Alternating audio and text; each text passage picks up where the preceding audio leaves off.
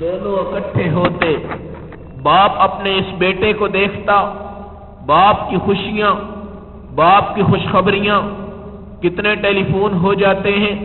بالخصوص ہمارے معاشرے میں جب بچہ پیدا ہو جائے تو دنیا تو پوری دنیا کی تقریبات سے بھی آگے بڑھ جاتی ہے۔ جب بچی پیدا ہو جائے تو ماں باپ اپنا فون تک بھی بند کر دیتے ہیں تاکہ ہمیں بچی کی وجہ سے کوئی تانا نہ مل جائے۔ رسول اکرم علیہ السلام جس وقت دنیا میں تشریف لا رہے ہیں، والد کے بغیر ہیں، وَوَجَدَكَ ضَالًّا، آپ آئے مگر والد نہیں تھا۔ والد ہوتے تو اس وقت آپ کو دیکھ کر اٹھاتے، دوستوں کے پاس لے کر جاتے، خوشخبریاں سناتے، بہت کچھ کرتے۔ میرے محترم بھائیوں، رسول اکرم علیہ السلام کو دودھ پلانے کے لیے اماں حلیمہ سعدیہ کے ہاں جس وقت بھیج دیا گیا، وہ بھی کہتی ہیں میں جس وقت مکہ میں گئی، ایک گھر سے بندے آ رہے ہیں، جا رہے ہیں، آ رہے ہیں، جا رہے ہیں۔ میں نے پوچھا وجہ کیا ہے؟ کہا خدا کی قسم یہاں پر ایک بچہ ہے جو یتیم ہے، جس کو لینے کے لیے کوئی تیار نہیں، دور سے ہی پوچھ کے جاتے ہیں باپ ہے کہ نہیں، بتایا جاتا ہے باپ نہیں ہے، وہیں سے واپس آ جاتے ہیں۔ بہرحال ان کو بچہ کوئی نہیں ملتا، اپنے خامد سے کہا بتاؤ تو صحیح، ایک یتیم بچہ ہے، کیا اس کو لے لیا جائے؟ باقی لوگ اندر نہیں جاتے تھے، باہر سے پوچھ کر آتے تھے والد ہیں کہ نہیں۔ جب پتہ لگتا کہ یتیم ہے، اس وقت عورت جب دودھ پلاتی تھی تو اس بچے کا والد اس کو مزدوری دیا کرتا تھا، لیکن رسول اللہ کے بارے میں جب سنا کہ یتیم ہے تو عورتوں نے سمجھا کہ ہمیں مزدوری کون دے، وہیں سے واپس آ جاتے۔ بدقسمت عورتیں تھیں۔ اماں حلیمہ طبیعت میں نرم، مزاج میں نرم، ایک طلب، اللہ کا انتخاب اس ماں کے اوپر بھی ہے جس کو مائی حلیمہ سعدیہ رضی اللہ تعالی عنہا کہا جاتا ہے۔ یہ کہتی ہیں جب میں کمرے میں داخل ہوئی، میں نے پوچھا کون ہے؟ کہا ایک یتیم بچہ ہے۔ میں نے کہا مجھے دکھاؤ تو صحیح۔ کہا ابھی تک تو دیکھا کسی نے بھی نہیں، سب پوچھ کر واپس جا رہی ہیں۔ اماں جی کہتی ہیں میں نے کہا ہمیں تو کچھ ملا نہیں، شام ہو گئی ہے، ہم اس کو دیکھ تو لیں، یہ ہے کیسا؟ آج کا معاشرہ بھی یتیموں سے ایسے ہی نفرت کرتا ہے۔ جس کا باپ نہیں ہے، خدا کی قسم تمہیں جنت کا دوسرا ٹکٹ مل جائے گا اگر آپ اس کے باپ بن کر اس کے سر پہ ہاتھ پھیر دیں۔ میرے نبی علیہ السلام کا فرمان ہے ایک بال کے بدلے میں خدا تمہیں 1 سال کا ثواب عطا فرماتا۔ یتیم بچہ، ہمارے معاشرے میں یہ خرابیاں ہیں، مسلمانوں کے معاشرے میں ہیں کہ جب بچہ یتیم ہو جائے ہم پہلے اس کو اٹھایا بھی کرتے تھے، پیار بھی کرتے تھے، ٹافیاں بھی دیتے تھے، سب کچھ کرتے تھے۔ آج وہ یتیم ہو گیا تو ہمارے بچے بھی اس سے دور ہیں، ہماری بیوی بھی اس سے دور ہے، ہم بھی اس سے دور ہیں۔ آقا کا چہرہ جس وقت حلیمہ سعدیہ دیکھتی ہے، اللہ کی قسم ان کے دل پہ جو گزرا ہے اس کو آج تک کوئی راوی بیان نہیں کر سکا۔ وہ نور مجسم، وہ آنکھ جو حلیمہ سعدیہ کا مقدر بن گئی، اور حلیمہ سعدیہ کے پستان جس بچے کے لیے دودھ کا ذریعہ بن گئے، یہ منتخب عورت تھی جس پر اللہ چاہے فضل فرما دیتے ہیں۔ حلیمہ سعدیہ کون تھی؟ جن کے گھر میں اللہ کی قسم روٹی پوری نہیں ہوتی تھی، بکریوں کے لیے چارہ نہیں ملتا تھا، قحط سالی کا دور گزر رہا تھا، لاغر اونٹنی تھی، چل نہیں سکتی تھی، ساری عورتیں اکٹھی چلی، حلیمہ سب سے بعد میں پہنچی، ساری پہلے پہنچ کر جا رہی تھی، حلیمہ داخل ہو رہی تھی، مگر جب رسول اللہ کو لینے کا فیصلہ کر دیا گیا اور یہ کہا گیا کہ محمد صلی اللہ علیہ وسلم ہے، ان کے علاوہ کچھ نہیں ملا، تو خامد نے کہا چلو لے چلو، اٹھا لو اس یتیم کو۔ کیا پتا تھا کہ اس یتیم کو اللہ کیا مقام عطا فرمائے؟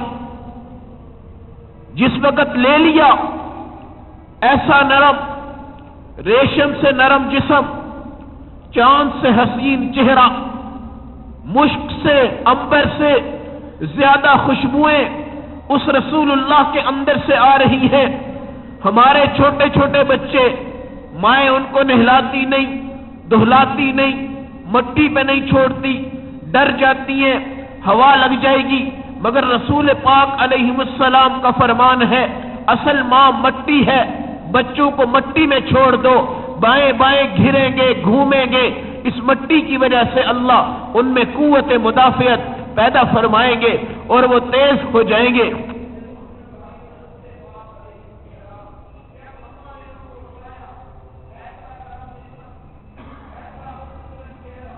ऐसा प्यारा बच्चा, ऐसी खूबसूरत निगाह, ऐसे खूबसूरत जिस्म कि दुनिया में उस जैसा यतीम भी आज तक कोई पैदा नहीं हुआ।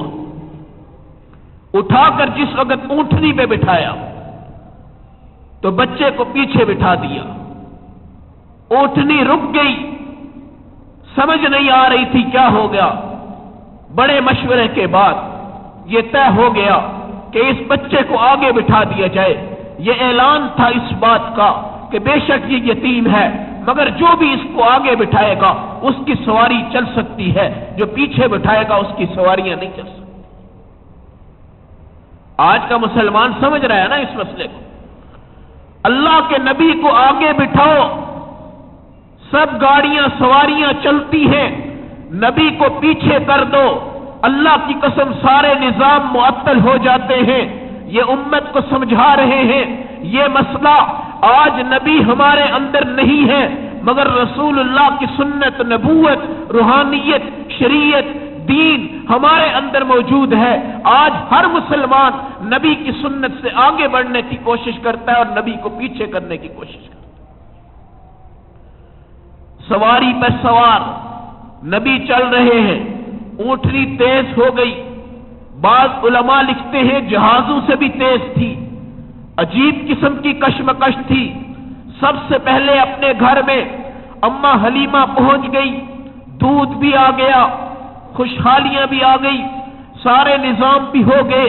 मेरे मुहतरम भाइयों, इस नबी के बचपन की बरकत देखिए कि जो रजाई माँ थी 5 साल तक बच्चे को अपने पास रखती है, 5 साल तक अल्लाह उनके घर के अंदर बरकत नाजिल फरमाते हैं, जानवरों में बरकत नाजिल फरमाते हैं, जमीन में बरकत नाजिल फरमाते हैं, इन तमाम चीजों में बरकत नाजिल फरमाते हैं। बेशक यतीम है, मगर उसको यतीम अल्लाह ने बनाया ताकि मैं बताऊं कि पूरी कायनात में सबसे ज्यादा हिफाजत रब जिसकी करेगा वो मुहम्मदुर रसूलुल्लाह है, और पूरी कायनात में रब पर जो भरोसा करेगा वो भी रसूलुल्लाह की जात। आज यतीमों के साथ क्या सलूक हो रहा है? यतीम खाने क्यों बन गए? उम्मत मुस्लिमा कहां पहुंच गई? यतीम खाना मेरे नबी के दौर में कोई नहीं था। तमाम लोग यतीमों को उठाकर अपने घरों में ले जाते थे और परवरिश किया करते थे और उनको जन्नत का जमान समझते थे। आज यतीम खाने बन गए, लोग यतीमों से नफरत करते हैं। वहां पर यतीम बच्चियां, वहां पर यतीम बच्चे, वहां पर सारा का सारा निजाम। आज हमारे मुआशरे में जो हमें नजर आ रहा है, ये असल में ईमान की और इस्लाम की और अहले ईमान की यतीमों से नफरत का इजहार। उन यतीमों को संभालो, इन्हें पकड़ो। ये नबी का नक्शे मोहम्मद सल्लल्लाहु अलैहि वसल्लम पेश करते हैं। इनसे नफरत मत करो। हजूर तशरीफ ला रहे हैं, मां रो रही है। सवाल हुआ, अम्मा जी क्या हुआ? कहा अब्बा नहीं, खेल नहीं, खिलौना नहीं, झूला नहीं, कोई चीज नहीं, कोई बातें करने वाला नहीं, कोई मुझे तसल्लियां देने वाला नहीं। गैब से आवाज आती है, आमिना तू सब्र कर, आज इसके खिलौने भी आएंगे, आज इसके खेल भी आएंगे। आमिना कहती है, मैं जब कमरे में दाखिल हुई मैंने देखा कि मोहम्मद सल्लल्लाहु अलैहि वसल्लम अपनी उंगली को ऊपर कर रहे हैं, कभी नीचे कर रहे हैं, मुझे समझ नहीं आ रही थी। बाद में रसूलुल्लाह बड़े होकर फरमाते हैं, बचपन के अंदर मैं जब उंगली ऊपर करता था चांद ऊपर जाता था, उंगली नीचे करता था چاند نیچے آتا تھا، انگلی دائیں طرف تھی، چاند دائیں طرف تھا، انگلی بائیں طرف تھی، چاند بائیں طرف تھا۔ خدا نے کھلونا بھی زمین کا نہیں دیا، خدا نے کھلونا بھی آسمان کا عطا فرمایا، اور کھلونوں کے اندر بھی چاند عطا فرمایا، اور نبی علیہ السلام کے اشارے پر چاند بھی دائیں طرف بائیں طرف اوپر اور نیچے ہوتا گیا۔ خدا کی قسم یہ نور نبوت اس امت کے اوپر جو آیا، یہ امت سجدے میں پڑھ کر مر جائے مگر سجدہ نہ چھوڑے تب بھی اس بات کا شکر ادا نہیں کر سکتے کہ ہم نبی کی امت میں پیدا ہوئے ہیں۔ جس نبی کا بچپن اتنا پاک دامن ہوگا، اس نبی کی جوانی تو ابھی بیان ہونی ہے، کیفیات تو ابھی چلتی رہیں گی، وہ تو بات کی بات ہے، مگر یہ تو نبوت سے پہلے کا مسئلہ ہے۔ پھر آمنہ کہتی ہے میں بچے کو سلا کر چلی گئی، واپس آئی، دیکھا کہ اس کا جھولا جھول رہا ہے، اور آوازیں آتی ہیں فرشتے اس بچے کے ذمہ دار بن چکے ہیں، اور جب یہ بچہ جھولا جھولنے کے لیے جستجو کرتا ہے تو اللہ کے فرشتے اتر کر اس کے جھولے کو ہلاتے ہیں۔ آمنہ کہتی ہے کبھی اس بچے کے اوپر سے کپڑا ہٹ جاتا، فرشتے آ کر اس کپڑے کو رسول پاک صلی اللہ علیہ وسلم کے اوپر ڈال دیتے تھے۔ بچپن سے حفاظت۔ آج تو کیا ہوتا ہے، شلوار کے بغیر بچوں کو گلیوں میں نکال دیتے ہیں۔ میرے نبی علیہ السلام نے فرمایا بچپن سے اپنی اولاد پہ کنٹرول کرو۔ کتنا ظالم باپ ہوتا ہے جو 3 سال کے بچے کو آ کر ٹائی اور پینٹ اور کوٹ پہنا دیتا ہے۔ نبی صلی اللہ علیہ وسلم کا طریقہ اس نے اس کو سکھایا ہی نہیں۔ بڑا ہو کر کہہ رہا ہے کہ میری اولاد نے میرا گریبان پکڑ لیا، وہ کیوں نہ پکڑے؟ حضرت محمد علیہ السلام کے بچپن سے نفرت کیوں کرتے ہو؟ حضور صلی اللہ علیہ وسلم کی گفتگو سے نفرت کیوں کرتے ہو؟ ماں کہتی ہے کپڑا ہٹ گیا، فرشتہ آیا، کپڑا رکھ دیا۔ دادا کہتے ہیں جس وقت والدہ 6 سال کی عمر میں انتقال کر گئی، نبی کے لیے وہ صدمہ ناقابل برداشت تھا، مگر رسول اللہ ایسا خوبصورت نبی، ایسا حلیم الطبع نبی، ماں دنیا سے گئی، نبی کے آنسو نکل گئے مگر ہچکیاں آ گئی، نبی نے آواز نہیں نکالی، امت کو بھی بتا دیا ارے اللہ کے بندو کسی کے ہاں کوئی بندہ مر جائے سوچو نہیں کیا ہوا، سوچو یہ کہ وہ گیا کدھر، کہاں پر تھا، کدھر گیا۔ چارپائی آپ کی تھی، اب رب کی چارپائی ہے، بسترا آپ کے گھر میں تھا، اب رب کے گھر میں ہے، پہلے نزلہ تھا اب راحت میں ہے، پہلے بخار تھا اب راحت میں ہے، پہلے مزدوری کرتا تھا اب راحت میں ہے، پہلے کبھی جنت کبھی جہنم مختلف تبدیلیاں آتی تھی، اب کلمہ پڑھ کر چلا گیا، اب جنت اس کی پکی ہو گئی۔ پہلے کبھی سجدہ رب کو کرتا، کبھی غیر کو کرتا، کبھی دربار کو کرتا، کبھی قبر کو کرتا، مگر اب وہ کلمہ پڑھ کر دنیا سے جا چکا ہے، اب وہ ایمان کا خاتمہ لے کر دنیا سے جا چکا ہے۔ پہلے کبھی بیٹی کا مسئلہ، کبھی بیٹے کا مسئلہ، کبھی بہو کا مسئلہ، کبھی لڑائیوں کا مسئلہ، کبھی کاروبار کا مسئلہ، کبھی ٹینشن، کبھی بلڈ پریشر، کبھی دل کا مریض، کبھی کدھر، مگر ابھی وہ دنیا سے چلا گیا ہے، کلمہ پڑھ کے چلا گیا ہے۔ اللہ اس کا میزبان ہے، یہ رب کا مہمان ہے، جنت کے بچھونے ہیں، جنت کی ہوائیں ہیں۔ بتاؤ سودا خسارے کا تھا یا ظلم کا تھا، یا اللہ نے کوئی نا انصافی کر دی تھی؟ پورے گھر میں یہ کس چیز کا ہوا مچ گیا؟ نبی سے بڑا قیمتی کوئی شخص تھا،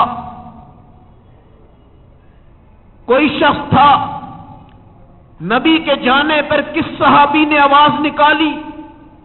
ایک اماں فاطمہ حضرت علی سے آ کر کہہ گئی تم نے حضور صلی اللہ علیہ وسلم کو قبر میں اتار دیا؟ کہا جی ہاں اتار دیا۔ کہا تم نے نبی کے اوپر مٹی کیسے ڈالنا گوارا کر دیا؟ یہ بات تھی حضرت فاطمہ سیدہ کی، گریبان نہیں پھاڑے، سینے نہیں پھاڑے، ہائے ہائے نہیں کی۔ ایک رب اتنا واحد وحدہ لا شریک، اس جیسا رحیم کوئی ہے ہی نہیں۔ آج امت میں کوئی بندہ مر جاتا ہے تو اس پہ آواز سے رویا جاتا ہے، اگر نہیں روتے تو کہتے ہیں اس کو اس سے محبت نہیں ہے۔ عجیب مصیبت میں امت ڈل پڑی۔ نبی کا جس دن انتقال ہوا، حدیث میں آتا ہے گدھے کو پتا چلا، گدھا ہمارے نبی کا گدھا تھا، اس نے اپنے آپ کو کنویں میں گرایا اور وہیں پہ اس کا بھی انتقال ہو گیا۔ ایک اونٹ تھا اور ایک اونٹنی تھی، جب اس کو پتا چلا اس نے دودھ پینا بھی چھوڑ دیا اور وہ بھوک سے اور پیاس سے دنیا سے انتقال کر گئی۔ غم کیوں نہیں تھا؟ غم تھا، مگر صحابہ نے گریبان پھاڑے، کپڑے پھٹے، یہ ہائے ہائے ہوئی نہیں، سب کے آنسو نکلے، سب کے آنسو نکلے۔ اور وہ مبارک صحابہ ہیں جنہوں نے نبی صلی اللہ علیہ وسلم کے جانے پر آنسو نکال دیے ہیں۔ خدا کی قسم ان صحابہ کا نعم البدل ہمیں دنیا میں نہیں مل سکتا۔ ہم کبھی پورے سال میں نبی کی وفات پہ آنسو بہاتے ہیں تو بتائیں؟ میں بھی نہیں بہا سکتا، میرا ایمان کمزور ہے، میں اپنے نبی سے وہ محبت نہیں کر سکا، نہ آپ کر سکتے ہیں۔ پورا مجمع یہاں موجود ہے، آنسو کس کے بہہ گئے؟ صحابہ کے، مگر آواز نہیں آئی، آواز نہیں آئی، کسی صحابی کی آواز نہیں آئی۔ عائشہ کہتی ہیں اللہ کی قسم وہ زمانہ ایسا گزرا ہے، اگر وہ راتوں پہ گزرتا تو رات بھی دن بن جاتی، مگر میں نے صبر کیا ہے رسول اللہ کی وفات۔ ایک بوڑھا آدمی، ایک بزرگ آدمی حج کر کر، ایمان لا کر، مصلی بچھا کر رکوع میں دنیا سے چلا جاتا ہے، اب اس کے پیچھے آپ کے سارا مجمع کھڑا ہو کر ہائے ہائے کرے، ہائے ہائے ہائے ہائے مر گئے، ظلم ہو گیا، مصیبت آ گئی، یہ کیا ہو گیا، یہ کیا ہو گیا؟ یہ وہ وقت تھا جو میرے نبی علیہ السلام پہ آیا ہے، اور دنیا میں سب سے پیارا وقت یہ ہوتا ہے جب مسلمان کی روح اللہ قبض کرتے۔ جب وہ آتا ہے تو نماز تو نہیں پڑھتا نا، قرآن تو نہیں پڑھتا، اس کی داڑھی تو نہیں ہوتی، پگڑی تو نہیں پہنتا، سفید لباس تو نہیں پہنتا، مگر جب وہ جاتا ہے خوش قسمت، صدقہ کر کر، زکوٰۃ کر کر، قرآن پڑھ کر، مدرسہ بنا کر، مسجد بنا کر، شادی کر کر، حلال پہ چل کر، سود سے بچ کر، انشورنس سے بچ کر، ان تمام چیزوں سے بچ کر، سجدہ کر کر، اللہ کو راضی کر کر، حج بیت اللہ کر کر، عمرہ کر کر، تمام چیزیں کر کر جس وقت وہ جاتا ہے، بتاؤ وہ وقت کتنا خوش قسمت ہوتا ہے، اور ملاقات کس سے ہو رہی ہے؟ رب سے ہو رہی ہے۔ اس وقت میں آنسو بہانا سنت ہے، آواز سے رونا مکروہ ہے، تحریمی اور حرام کے درجے میں۔ اور نبی کیا فرماتے ہیں؟ جتنے بندے روئیں گے ان سب کے رونے کا عذاب بھی اس قبر کے اندر مرنے والے کو پہنچ رہا ہوگا۔ یہ لفظ یاد رکھیں، معاشرہ آپ نے درست کرنا ہے، ہم نہیں ہر ایک گھر کو درست کر سکتے، 100 بندہ اگر ہے تو 100 گھر کو درست کر سکتے ہیں۔ جتنا اونچی آواز سے روئے گا اتنی دیر تک مرنے والے کو عذاب ہوگا۔ یہ عذاب دے رہے ہیں، آنسو بہانا سنت، آواز سے رونا حرام۔ اس لیے میرے محترم بھائیوں اس چیز کا تصور کرنا ہے کہ نبی کی وفات پر صحابہ نے آنسو نہیں بہائے، اور آنسو بغیر آواز کے تھے، اور وہ قطرے پوری کائنات میں سب سے زیادہ قیمتی ہیں۔ اور اگر آپ قرآن پڑھیں تو حضور حضرت ابراہیم کی دعا سے آئے ہیں، اور اگر آپ سمجھیں کہ ہم کس کی دعا سے آئے ہیں تو قرآن کا پہلا سپارہ آپ ذرا پڑھیے، ربنا وجعلنا مسلمین لک۔ ابراہیم کہتے اللہ مجھے اور میرے بیٹے اسماعیل کو اپنا فرما بردار بنانا، یہ پہلی دعا ہے۔ اگلی دعا ومن ذریتنا امتا مسلمتا لک، ہمیں اولاد بھی بعد میں ایسی عطا فرمانا کہ جو تیری فرما بردار بن جائے۔ اس اولاد سے مراد ابراہیم کی امت نہیں تھی بلکہ رسول اللہ کی یہ امت ہے۔ کس کی دعا سے رسول آئے ہیں؟ ابراہیم کی دعا سے۔ یہ امت کس کی دعا سے آ رہی ہے؟ ابراہیم علیہ السلام کی دعا سے۔ اور یہ امت کون تھی؟ امتا مسلمتا لک، جو تجھ پر اسلام لائے، جو تیری بات کو مانے، جس کا اسلام علمی عملی سطح پر ہو، اس جماعت کو صحابہ محمد صلی اللہ علیہ وسلم کہا جاتا ہے۔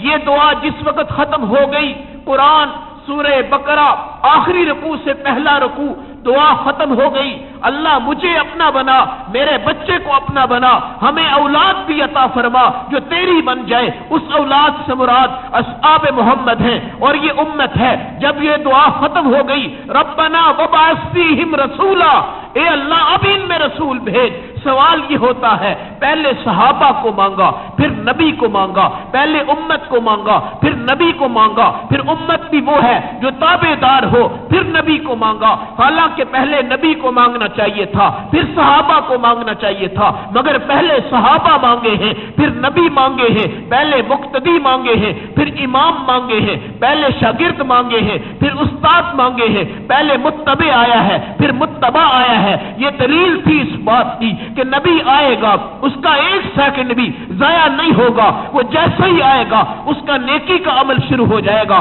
اور اصحاب محمد پہلے دن سے ہی اس کو نبوت کو تسلیم کر کے پیچھے کھڑے ہو جائے۔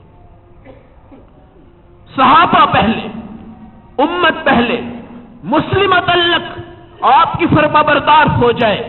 ماں کو تسلی مل گئی کہ میرے بیٹے کے ساتھ تو اللہ کی غیبی قدرتیں شامل ہو گئی۔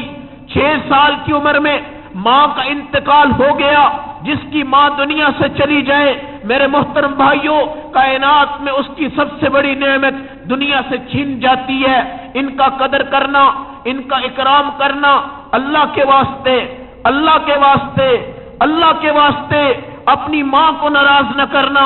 میرے نبی علیہ السلام نے فرمایا، جس نے اپنی ماں کی طرف سختی سے، غصے سے، لہجے میں بات کر لی، اس نے جہنم کے اوپر اپنا پل بنا لیا ہے۔ وہ جدھر بھی جائے گا وہ جہنم میں گرے گا۔ نبی کی والدہ دنیا سے جاتی ہے، آنسو نکلتے ہیں، نبی جنازے کو پکڑ کر چل رہے ہوتے ہیں۔ رسول اللہ صلی اللہ علیہ وسلم، امت سمجھتی ہے اب کیا ہوگا، مگر قرآن کہتا ہے ہم نے آپ کو یتیم بنایا، مگر پرورش ساری خود کرنا چاہتے تھے، اس لیے والد بھی گئے، والدہ بھی گئی۔ اب کیا ہے، عبد المطلب 138 سال کے بوڑھے آدمی حضور اکرم علیہ السلام کو اپنی باہوں میں اٹھا رہے ہیں۔ دادا میرے نبی صلی اللہ علیہ وسلم کے عبد المطلب حضور کو 7ویں سال کے شروع میں باہوں میں اٹھاتے ہیں۔ یہ عبد المطلب خوش قسمت انسان تھے، پہلے بھی حاجیوں کو پانی پلاتے تھے، بیت اللہ کی حفاظت کرتے تھے، ہر راستے میں آنے والے کو راستہ بتاتے تھے، ہر ایک کی مدد کیا کرتے تھے۔ آج اس بڑھاپے کی عمر میں رسول اکرم صلی اللہ علیہ وسلم کی پرورش آپ کے حوالے کر دی گئی۔ رتبہ ہے، کہتے ہیں عبد المطلب جو تھے ان کی کرسی پر آج تک کوئی نہیں بیٹھا تھا، 138 سال تک آنے کی جسارت کوئی نہیں کرتا تھا۔ ان کے سگے بیٹے ان سے گفتگو کرنے کی جرات نہیں کرتے تھے۔ آج تک عبد المطلب کسی کے سامنے کھڑے نہیں ہوئے، ہر بندہ آپ کو ملتا تھا۔ یہ پہلا پوتا محمد صلی اللہ علیہ وسلم کی صورت میں پہلے دن کمرے میں داخل ہوتا ہے، عبد المطلب دروازے میں آ کر اس بچے کو اپنی باہوں میں اٹھاتے ہیں اور اٹھا کر اپنی کرسی پہ بٹھاتے ہیں، خود نیچے بیٹھتے ہیں۔ لوگ تعجب میں ہیں۔ پھر حضور جب کہتے ہیں میں نے باہر جانا ہے، عبد المطلب رسول اللہ کو باہر چھوڑ کے جاتے ہیں۔ پھر جب نبی کہتے ہیں میں نے اندر آنا ہے، عبد المطلب نبی کو دروازے سے وصول کرتے ہیں۔ یہ ایک تعجب ناک باتیں تھی جو آج سے پہلے نہیں ہو سکی تھی۔ کسی نے سوال کر دیا، حضرت آپ اس بچے کا اتنا ادب کیوں کرتے ہیں؟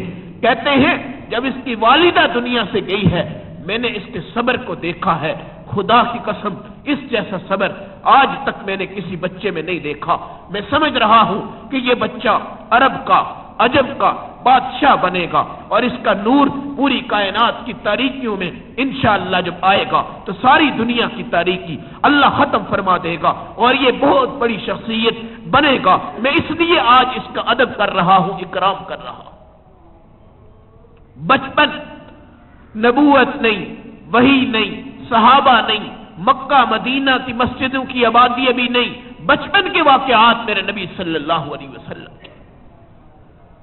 پھر عبد المطلب کہتے ہیں میں حبشہ کے ملک میں گیا تجارت کی غرض سے، حبشہ میں انقلاب آیا، نیا بادشاہ بنا، وہ اپنے محل میں بیٹھا ہوا تھا، میں نے چوکیدار سے اجازت لی، میں جب اندر داخل ہوا اس کی ساری نگاہیں عبد المطلب پہ مرکوز ہو گئی، مجمع سے کہا اس بندے کو میرے پاس لے آؤ۔ 138 سال کی عمر میں عبد المطلب بڑھاپے کی صورت میں بادشاہ کے دربار میں پہنچ گئے۔ اس نے کہا چند سوال کرنا چاہتا ہوں۔ پوچھا بتاؤ۔ کہا نام کیا ہے؟ کہا میرا نام عبد المطلب ہے۔ پوچھا تمہارے والد کا نام کیا ہے؟ کہا میرے والد کا نام ہاشم ہے۔ پوچھا تمہارے بیٹے کا نام کیا تھا؟ کہا ایک دنیا سے چلا گیا ہے، اس کا نام عبداللہ ہے۔ پوچھا تم کرتے کیا ہو؟ کہا تجارت کرتا ہوں۔ پوچھا تم کیا کرتے ہو؟ کہا حاجیوں کو پانی پلاتا ہوں۔ اور کیا کرتے ہو؟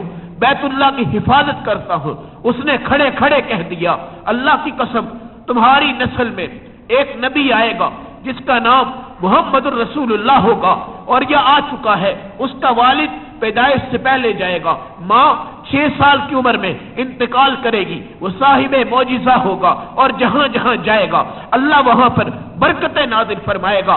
اس وقت عبد المطلب کہتے ہیں میں نے اس کو بتا دیا اے حبشہ کے بادشاہ، وہ بچہ آ چکا ہے، والد جا چکا ہے، والدہ جا چکی ہے، میں اس کی سرپرستی کر رہا ہوں۔ اس وقت اس نے کہا عبد المطلب کاش اس وقت تم بھی زندہ ہوتے، میں بھی زندہ ہوتا جس وقت محمد علیہ السلام کو نبوت ملے گی، تم بھی کلمہ پڑھتے، میں بھی کلمہ پڑھتا، اگر میں زندہ رہا میں اس نبی پر کلمہ پڑھوں گا۔ خدا کی قسم رسول اللہ دنیا سے جب آئے نبوت ملی، وہ بادشاہ تو مر گیا لیکن اس کا جو نائب بن کر آیا، اس نے جب بادشاہ کی تمام تفصیلات پہلی پڑھی تھی، اس نے کہا لا الہ الا اللہ محمد الرسول اللہ، میں اس نبی علیہ السلام کو ابھی تسلیم کر رہا ہوں۔ بچپن، میرے نبی کے بچپن کو بھی اللہ نے پوری کائنات سے ممتاز کر دیا تھا۔ حدیث میں آتا ہے رسول اکرم علیہ السلام بچپن میں کبھی روئے نہیں۔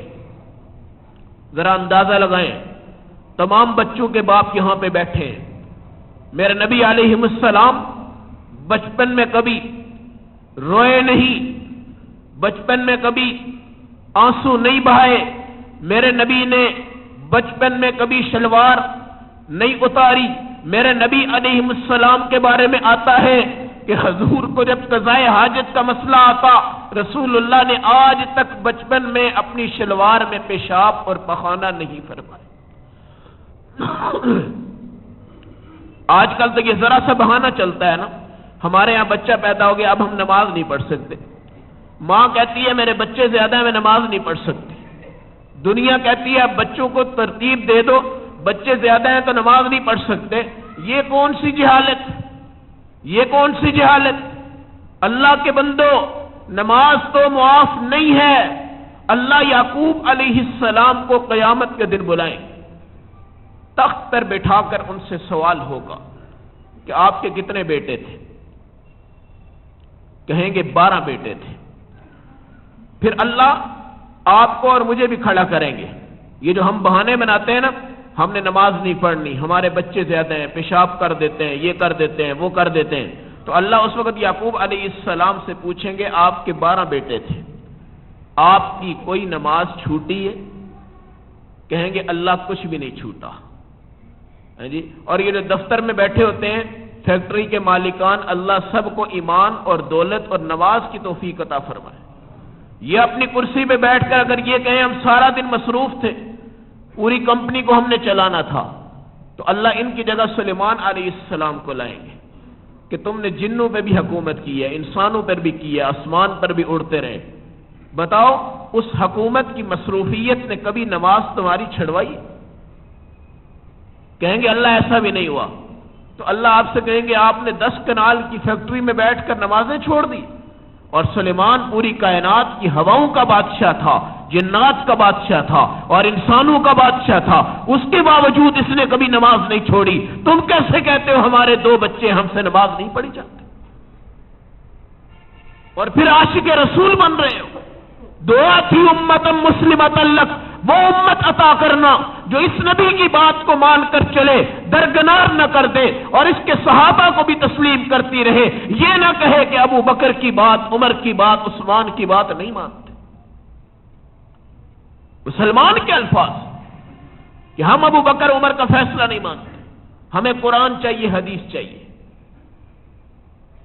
امت مسلمۃ لک، اللہ پہلے صحابہ دینا، پھر صحابہ جب آ جائے تو پھر نبی عطا کر دینا، کیونکہ صحابہ کے فیصلے وہی ہوں گے جو نبی کے فیصلے ہوں گے۔ ایک صحابی کا انکار کر دے گا تو کفر ہو جائے گا۔ اکثر لوگ یہ کہہ دیتے ہیں کہ حضرت عمر کا فیصلہ ہم نہیں مانتے، 3 طلاقیں، 1 طلاق۔ بھئی کیوں 1 طلاق ہے؟ نبی کے دور میں ہوتی تھی، ٹھیک ہے ہوتی تھی، مگر بعد میں 3 کس نے کی؟ حضرت عمر نے کی۔ حضرت عمر کی بات نہیں مانتے، ہم نبی کی بات مانیں گے۔ حضرت عمر رضی اللہ تعالیٰ عنہ کی حیثیت نعوذ باللہ کہتے ہیں ہمارے ہاں کوئی نہیں۔ یہ 3 طلاقوں والے مسلک حنفی پہ چلتے ہوئے جا کر وہاں سے فتویٰ لے آتے ہیں کہ ہمیں 1 طلاق ہوئی ہے۔ اب وہ طلاق کے مسئلے کو سمجھ نہیں پاتے، گھر میں عورت آ گئی، مرد اکٹھے ہو گئے، اور یہ جو یونین کونسل والے ہیں جہاں یہاں کے بھی بیٹھے ہوئے ہیں، ان سے میں نے 3 دفعہ یہی بات کی کہ بھئی یہ صلح نامہ کریں گے تو حرام ہوگا اور زنا کے مرتکب ہو جائیں گے، کوئی مصالحت نامہ نہیں ہے۔ 3 طلاقیں حضرت عمر نے کھڑے ہو کر مسجد نبی میں ممبر نبوی صلی اللہ علیہ وسلم پر بیٹھ کر فرمایا تھا۔ نبی کے زمانہ میں 3-1 کا مسئلہ چلتا تھا، آج کے بعد عمر کی کچہری سے یہ فیصلہ ہے 1-1 اور 2-2 اور 3-3 ہوگی۔ اصحاب رسول صلی اللہ علیہ وسلم کے فیصلے کو نہیں مانتے، اور یہ طلاق کے مسئلے میں اکثریت امت اس وقت زنا کا شکار ہو رہی ہے۔ آپ صاحب علم آدمی ہیں، اس چیز کو سنتے ہیں، اس کو پھیلانا بھی ہے۔ فقہ حنبلی پہ آ جائے، شافعی پہ آ جائے، مالکی پہ آ جائے، حنفی پہ آ جائے، چاروں فقہ پہ آ جائیں آپ، سب چاروں فقہ میں 3 طلاقیں 3 ہیں، کسی ایک فقہ میں بھی 3 طلاقیں 1 نہیں۔ حضور صلی اللہ علیہ وسلم کے دادا عبد المطلب کہتے ہیں کہ میں رسول پاک صلی اللہ علیہ وسلم کے آنے کے بعد دیکھ رہا تھا کہ میری پلیٹ میں بھی لذت آ گئی، میری صحت میں برکت آ گئی، میں 138 سال کی عمر میں بھی اپنے آپ کو جوان سمجھنے لگ پڑا، اور میں رسول اللہ کو اٹھا کے لے جاتا۔ کہتے ہیں ایک دن میرے نبی یہاں سے چلے گئے اور کہیں پہ گم ہو گئے، راستے کے اندر ابو جہل بدبخت آ گیا، رسول اللہ صلی اللہ علیہ وسلم کو دیکھا، آپ کا چہرہ تو اتنا حسین تھا کہ ابو جہل آپ کو مانتا نہیں تھا، لیکن مسجد نبی میں چھپ چھپ کر آپ کی زیارت ضرور کرتا تھا اور قرآن بھی پڑھتا تھا۔ حدیث میں آتا ہے رسول پاک صلی اللہ علیہ وسلم گم ہو گئے، راستہ نہیں ملا۔ آج بھی امت اس بات کو سمجھ سکتی ہے، راستہ جب نہیں ملا، ابو جہل اونٹنی پہ آیا، اللہ کچھ دکھانا چاہتے تھے، ورنہ رسول اللہ کو گم کیوں کرتے؟ فرشتے اٹھا کے واپس پہنچا دیتے، لیکن حقیقت بتانا چاہتے تھے۔ ابو جہل آتا ہے، حضور گم شدہ ہو چکے ہیں، سمجھ گیا کہ یہ گم ہو گئے ہیں، ان کو گھر پہنچانا ہے، اونٹنی پر بٹھا کر ان کو پیچھے کر کر آگے خود بیٹھ کر اونٹنی کو اٹھا رہا ہے مگر اٹھتی نہیں، مار رہا ہے مگر اٹھتی نہیں، ڈانٹ رہا ہے مگر اٹھتی نہیں، دنیا کو نہیں سمجھا سکا، بتا نہیں سکا، ڈانٹ کر کچھ نہیں سمجھ پایا، خود بہت دل میں آ گئی کہ بچے کو آگے کر کے دیکھتا ہوں، خود پیچھے بیٹھ کے دیکھتا ہوں، پھر جب آگے کر دیا خود پیچھے بیٹھ گیا، رسول اللہ صلی اللہ علیہ وسلم کے بیٹھتے ہی اونٹنی اٹھ بھی گئی اور آگے چلنا بھی شروع ہو گئی۔ اس بدبخت کو یہ پتا بھی تھا کہ رسول اللہ کے اندر بڑی بڑی صفات اللہ نے رکھی ہیں، مگر وہ اناپسندیاں تھی جو وہ ظاہر نہ کر سکا، ورنہ نبی سے عقیدت و محبت سب کچھ ہوتی تھی۔ ان کو اناپسندیاں مار گئی ہیں، آج بھی اناپسندی اس امت میں پائی جاتی ہے۔ بندے کو سب کچھ پتا ہوتا ہے مگر وہ کہتا ہے میں اگر چلا گیا صلح کرنے کے لیے تو میری ناک کٹ جائے۔ صلح کرواؤ، اپنے اندر صلح کرواؤ، اللہ تمہارے درمیان اور اپنے درمیان صلح کر لے گا۔ صلح کروا کر تو دیکھو، صلح کروا کر تو دیکھو۔ آج امت لڑائی پر جھگڑے پر آ گئی، لڑائی پر جھگڑے پر۔ پہلے ایک غیبت ہوتی تھی، اب موبائل پہ 1 منٹ میں 100 غیبت ہوتی ہے، 100 غیبت۔ عورتوں کو موبائل دیکھ کر گھر کے جھگڑے بھی شروع ہو گئے، میسج دیکھ کر طلاقیں بھی ہو جاتی ہیں۔ بچیوں کو موبائل دیکھ کر مغرب کی ہوائیں لگا دی گئی ہیں، ہر بچی اپنے ماں باپ کے کنٹرول سے باہر جاتی پھر رہی ہے، باپ اس کے سامنے گھٹنے ٹیک جاتا ہے، پوری زندگی اپنی بچی کو پالتا ہے۔ خدا کی قسم یہ وہ تصورات ہیں جو صحابہ کے دور میں اگر دیکھے جاتے تھے تو رسول پاک علیہ السلام کے صحابہ کیسی زندگی گزارتے تھے۔ اور آج روٹی نہیں ملتی لیکن موبائل کا بیلنس ڈالنا اس کے لیے فرائض کے درجے میں چلا گیا۔ یہ معاشرہ سیاستدان خراب نہیں کرتے، یہ ان کا کوئی قصور نہیں ہے۔ امت مسلمہ اپنے گھر کو دیمک کی طرح خود چاٹ رہی ہے۔ اپنی بچیوں سے یہ ڈائجسٹ کی کہانیاں وصول کرو، موبائل وصول کرو، ان کو بیلنس کے لیے پیسے مت دو۔ آج سے پہلے گزارا ہوتا تھا کہ نہیں ہوتا تھا؟ آج کتنی شکایتیں 1 منٹ میں 1 سیکنڈ میں نظام چل جاتے ہیں، لڑائیوں پہ قتل و غارت طلاقوں تک نوبتیں پہنچ جاتی ہیں۔ خدا کی قسم یہ ایک وہ گمبھیر چیزیں ہیں کہ ہماری بچیوں نے قرآن اور حدیث کو پڑھنا بھی چھوڑ دیا ہے۔ ایمان کے لیے ان کے پاس وقت نہیں بچا، وہ نماز میں بھی ہوتی ہیں تو ان کی موبائل کی گھنٹیاں بج رہی ہوتی ہیں۔ اس معاشرے میں محمد رسول اللہ کی جو امت مانگی تھی وہ مسلمۃ اللہ تھی، اللہ وہ مسلمان ہو، مگر اتنے یہودی استعمال نہیں کرتے موبائل جنہوں نے ہمیں موبائلوں پہ لگا دیا ہوا ہے۔ کمپیوٹر پہ اتنے وہ شوقین نہیں ہیں جتنے ہم بن چکے ہیں۔ حضور صلی اللہ علیہ وسلم کے دادا آپ کی پرورش کر رہے ہیں۔ نبی صلی اللہ علیہ وسلم بچپن کے زمانے کے اندر بیت اللہ میں بارش ہوتی ہے، پانی بھر کر سارا بیت اللہ بھر جاتا ہے، اعلان ہوتا ہے ہم اس کو تعمیر کرنے لگے ہیں۔ رسول اللہ بھی اس کی تعمیر میں حصہ لیتے ہیں۔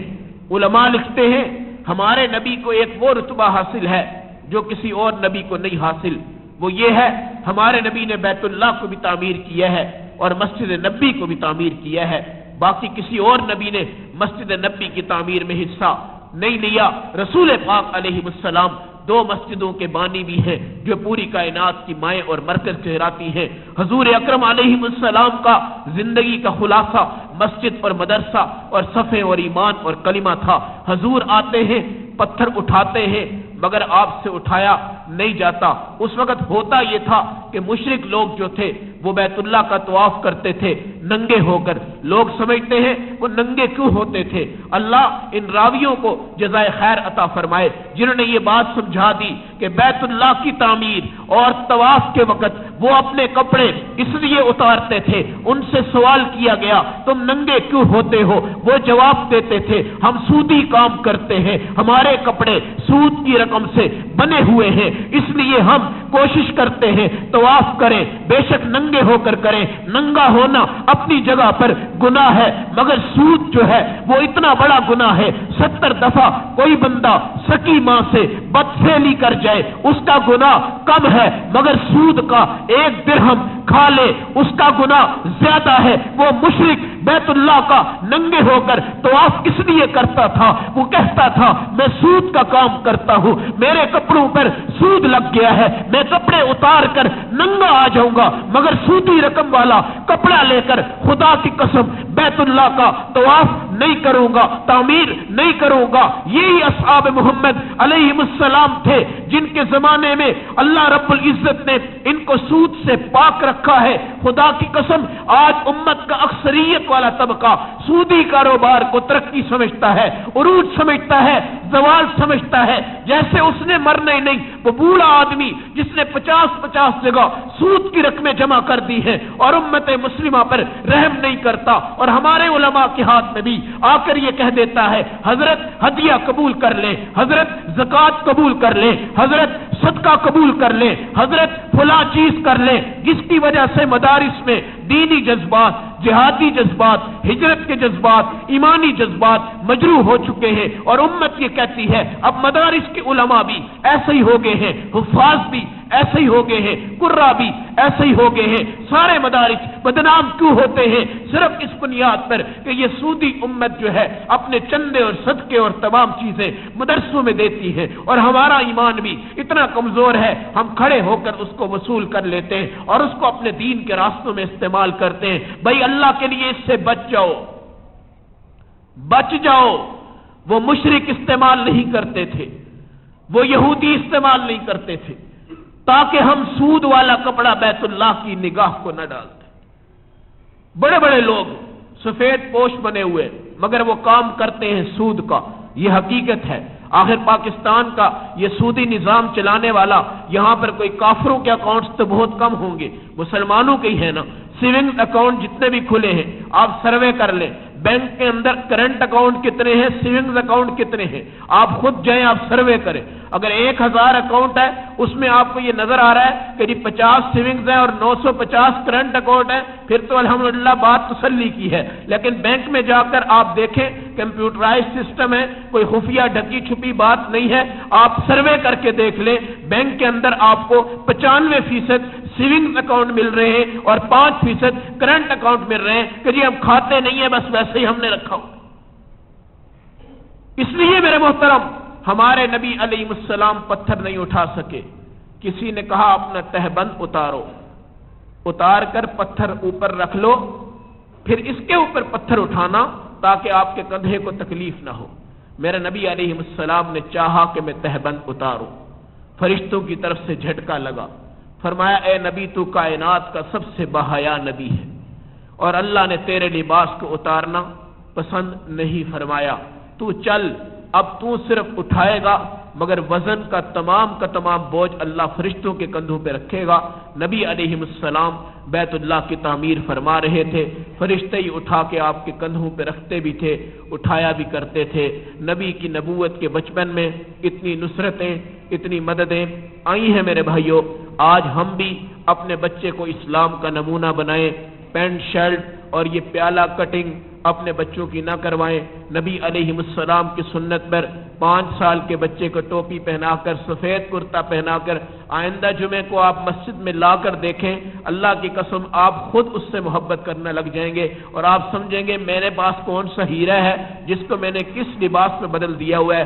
اس کی پینٹ اتار کر، کوٹ اتار کر، کبھی سفید کرتا، سفید ٹوپی اس کو پہنا کر، ہاتھ پکڑ کر مسجد میں اس کو لے کر آئیں، آپ دیکھیں کہ آپ کے اندر کتنی روحانیت آتی ہے اور آپ کے گھر میں کتنا انقلاب آتا ہے۔ ٹھیک ہے انگریز اگر آپ کو سکولوں میں کہتا ہے ٹھیک ہے سکول سے آ کر اتارے، باقی لباس نبوت اس کو عطا فرمائیں۔